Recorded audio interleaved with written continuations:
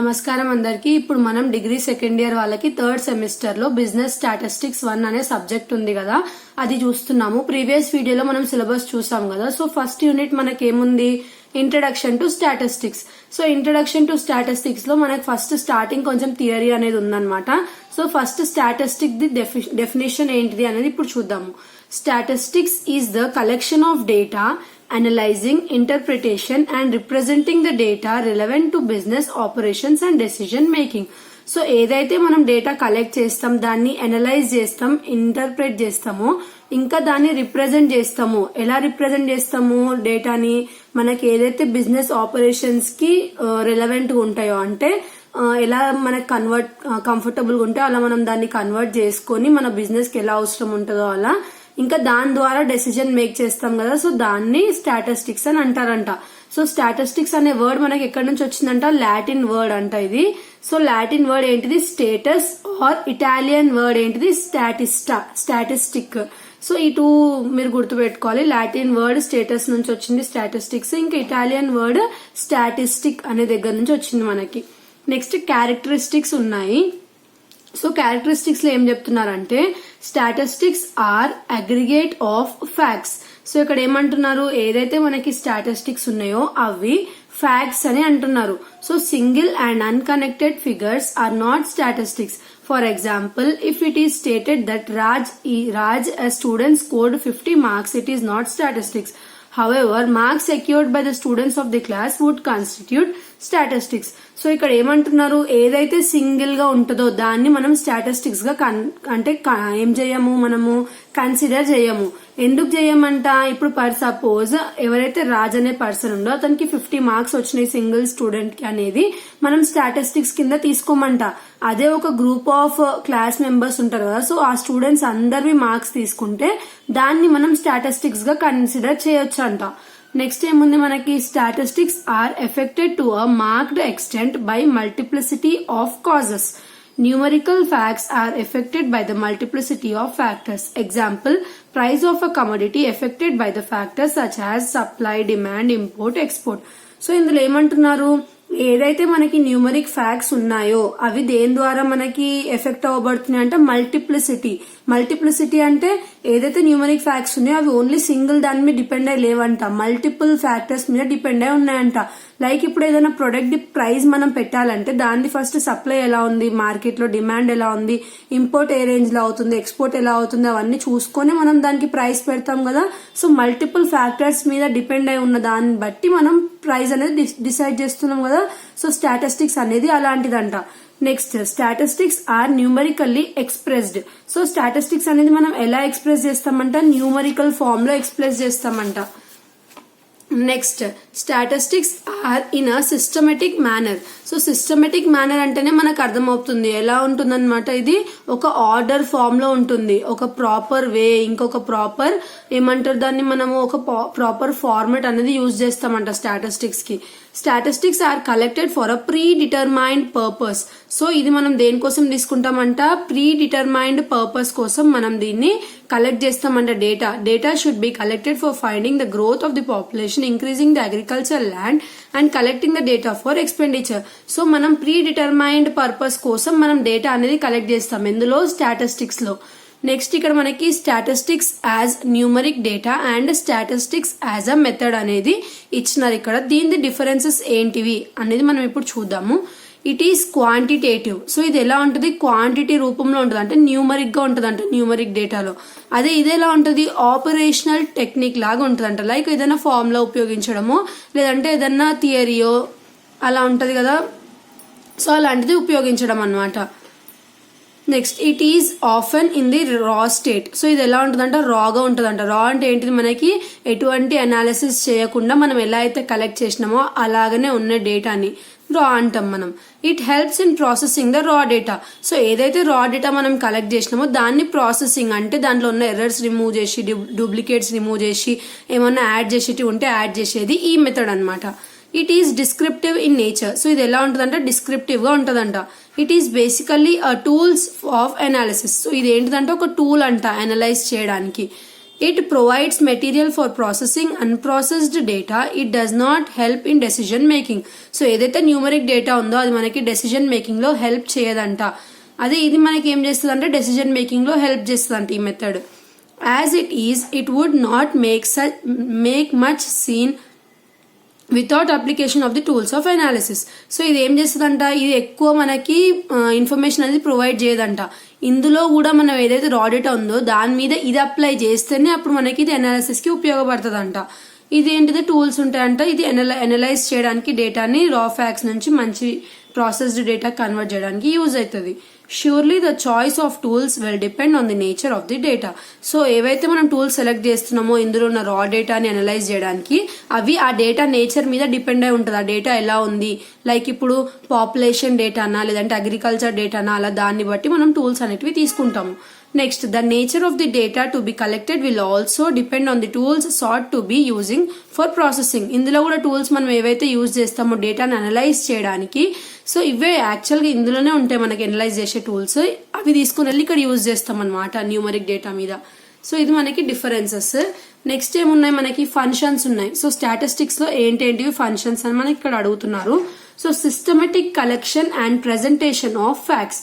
So ఏవైతే facts ఉన్నాయో అంటే నిజాలు ఉన్నాయో అవిటిని మనము కలెక్ట్ చేసి దాన్ని ప్రెజెంట్ చేయడమే మనకేంటిది statistics the main function. Helps in prediction. So future లో ఏమవుతుందని చెప్పి ప్రెజెంట్ మనం ప్రెడిక్ట్ చేస్తాం కదా, లైక్ ఇప్పుడు ఏదైతే పాస్ట్ డేటా ఉందో అది తీసుకొని ప్రెజెంట్ ని మనము ప్రెడిక్ట్ చేస్తాము, లేదంటే ఫ్యూచర్ లో ఏమవుతుందని చెప్పి ప్రెడిక్ట్ చేస్తాం కదా. సో అది మనకి స్టాటిస్టిక్స్ అందులో ఉపయోగపడుతుందంట. Helps in formulation and testing of hypothesis. So this method is used to test the theories, principles and methodologies to test the pass percentage of degree student. So ఇప్పుడు ఎవరైతే group of people ఉన్నారు అనుకోండి, ఒక BCom group తీసుకుందాము, ఒక 100 members ఉన్నారు, అందులో pass percentage ఎంత అనేది ఫైండ్ అవుట్ చేయడానికి మనకి ఏదైతే స్టాటిస్టిక్స్ ఉందో అది హెల్ప్ అవుతుందంట. Helps in policy formulation and decision making. So ఏదైతే డెసిజన్ మేకింగ్ ఉంటుందో ఆర్గనైజేషన్ లో అది చేయడానికి కూడా స్టాటిస్టిక్స్ చాలా బిగ్ రోల్ ప్లే చేస్తుందంట. ఫర్ సపోజ్ ఇప్పుడు మనం స్టాటిస్టిక్స్ లో మనం ఎలా తీసుకున్నామంటే డయాగ్రామెటిక్ ఫామ్ లో మనము ప్రాఫిట్స్ అనేవి రాసుకుంటున్నాం. సో ఇలా మనకు వచ్చింది అనుకోండి డయాగ్రామ్, అప్పుడు మనకి ఏం అర్థమవుతుంది చూడంగానే, అరే ప్రాఫిట్స్ ఇంక్రీజ్ ఉన్నాయి మన దాంట్లో, సడన్ గా డౌన్ పడిపోయింది గ్రాఫ్, అప్పుడు అరే మనకి లాసెస్ ఉన్నాయి, మనం దీని మీద ఏదో ఒకటి యాక్షన్ తీసుకోవాలని చెప్పి డెసిజన్ మేక్ చేస్తాం కదా. సో అది మనకి ఇలాంటి విధంలో మనకి స్టాటిస్టిక్స్ అనేది ఉపయోగపడుతుంది. ఓన్లీ డయాగ్రామెటిక్ ఫామ్ లోనేనా అంటే అలా ఏం ఉండదు, మనకి డయాగ్రామెటిక్ ఫామ్ లో ఉండొచ్చు, లేదంటే డేటా నార్మల్ గా ఏదైతే ఫార్ములాస్ ఉపయోగపడి అలాంటి ఫార్మ్స్ ఉంటాయి కదా. సో చాలా విధాలుగా ఉంటది మనకి statistics. Next, statistics the importance ఏంటిది, ఎకనామిక్ ప్లానింగ్ లో మనకి స్టాటిస్టిక్స్ ఉపయోగపడుతుంది.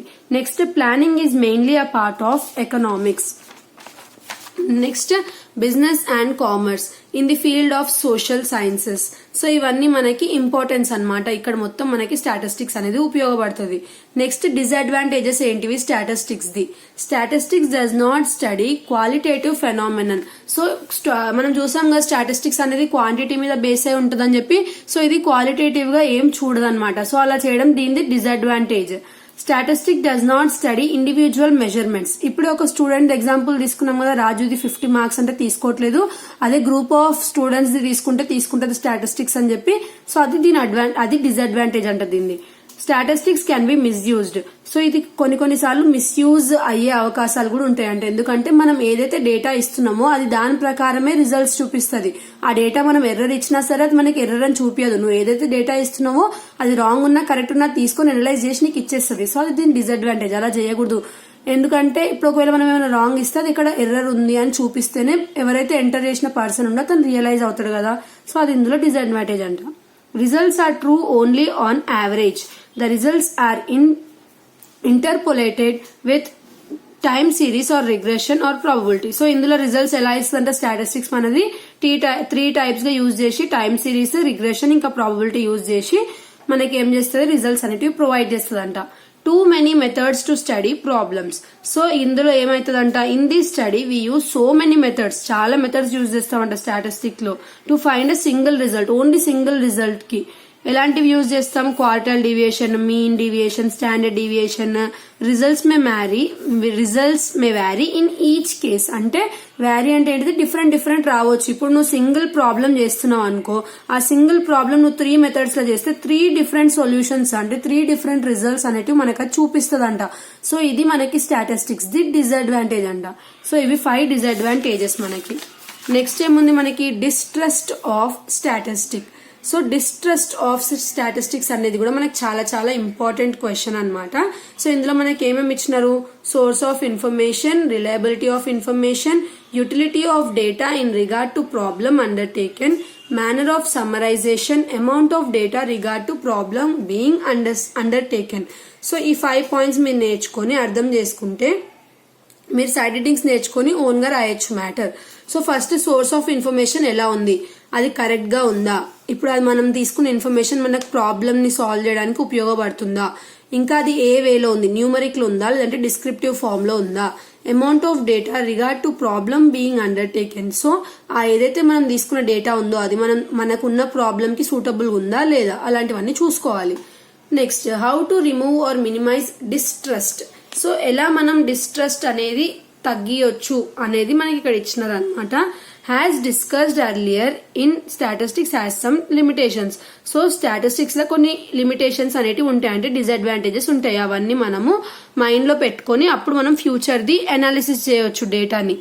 Data must be collected by experienced ఇంకా హానెస్ట్ ఎవరైతే ఎనలిస్ట్ ఉన్నారో అతను కలెక్ట్ చేయాలన్నమాట డేటాని. నెక్స్ట్ డేటా అనేది ఫస్ట్ ఎడిట్ చేయాలి అనలైజ్ చేసే ముందు, అంటే ఎర్రర్స్ అన్నిటిని రిమూవ్ చేయాలి.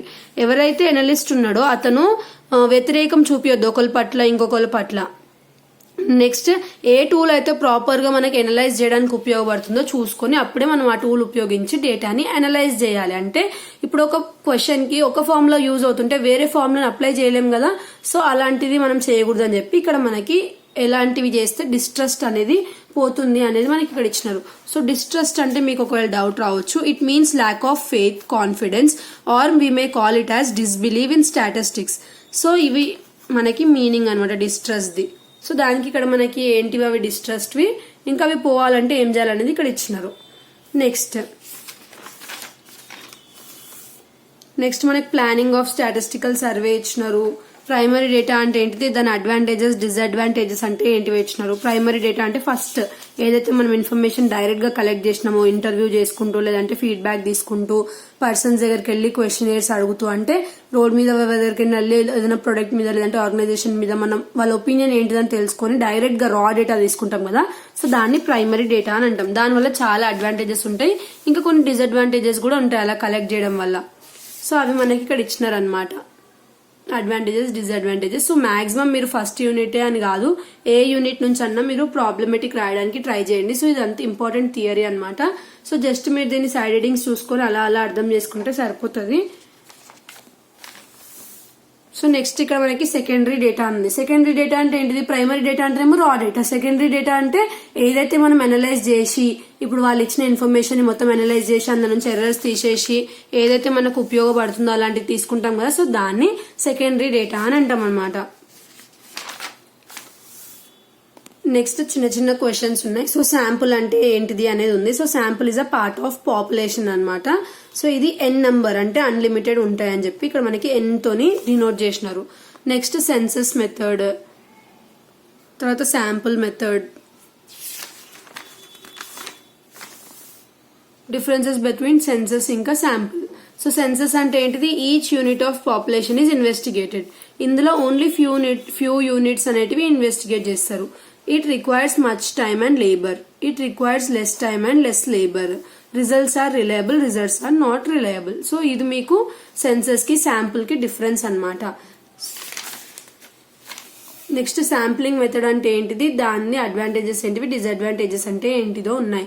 సో శాంప్లింగ్ మెథడ్ అంటే ఏంటిది? Sampling is a selection of certain percentage of group of items according to a pre determined plan. So group of population లకి వెళ్ళి కొంత పార్ట్ ని తీసుకొని వాళ్ళని మాత్రమే మనం ఏదైతే ఇన్వెస్టిగేషన్ ఉందో అది చేస్తే దాన్ని శాంప్లింగ్ అని అంటాం అనమాట.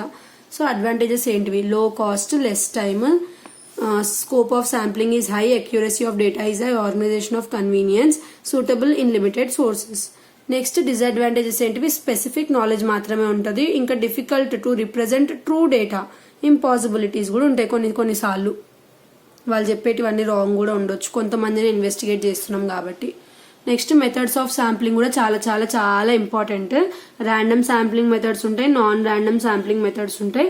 So simple random sampling method, stratified random sampling method, systematic random sampling method, multi stage random sampling method. Non random లో ఏమున్నాయి, judgement sampling method, cluster sampling method, convenience sampling method, sequential sampling method, quota sampling method. So ఇవన్నీ మనకి ఏంటివి, simple random sampling method అంటే lottery అలాంటివి ఉంటాయి కదా, so అవి ఇందులో ఇన్వాల్వ్ అయి ఉంటాయి.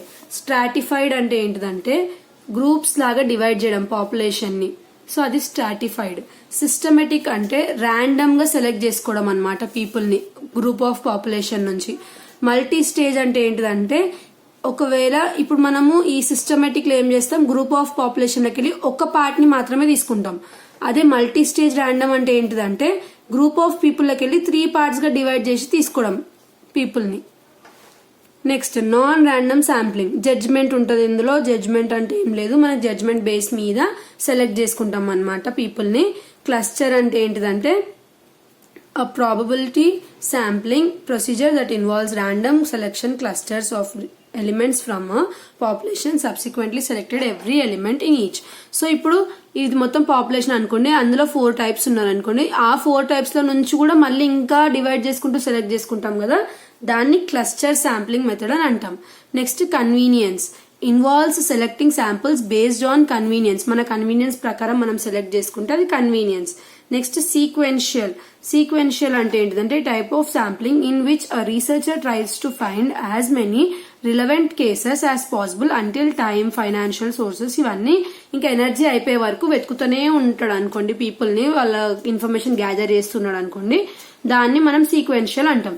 అదే కోటా అంటే ఏంటిదంటే ఇప్పుడు సపోజ్ ఒక గ్రూప్ ఆఫ్ పాపులేషన్ ఉంది అనుకోండి, అప్పుడు ఒక పార్ట్ సెలెక్ట్ చేసుకుంటాం కదా, ఆ పార్ట్ లో ఎంత మంది పీపుల్ ఉంటారో ఎన్ని పార్ట్స్ సెలెక్ట్ చేసుకుంటే అన్ని పార్ట్స్ లో అంతే మంది పీపుల్ ఉంటారు.